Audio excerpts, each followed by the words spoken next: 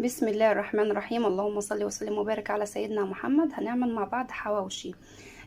جبت بصلاية كبيرة وبشرتها، وحطيت عليها عرقين بقدونس بس، وحطيت قرن فلفل حامي، وحطيت معلقة سمنة بلدي كبيرة. لو انت مش حابة حطي شوية زيت. نزلت عليها بقطعة ليا، وكمان حطيت التوابل بتاعتي ملح وفلفل ومعلقة بهارات حواوشي، معلقة كبيرة، ونزلت بمعلقة صغيرة بيكنج باودر عليهم. نزلت بالخلطة دي على اللحمة. انا عندي اللحمة كانت في الفريزر فما فكتش، فانا هسيبها تفك مع التتبيلة دي. يا جماعة لازم اسيبها مش اقل من ساعة كده عشان اللحمة تشرب من التتبيلة. تمام.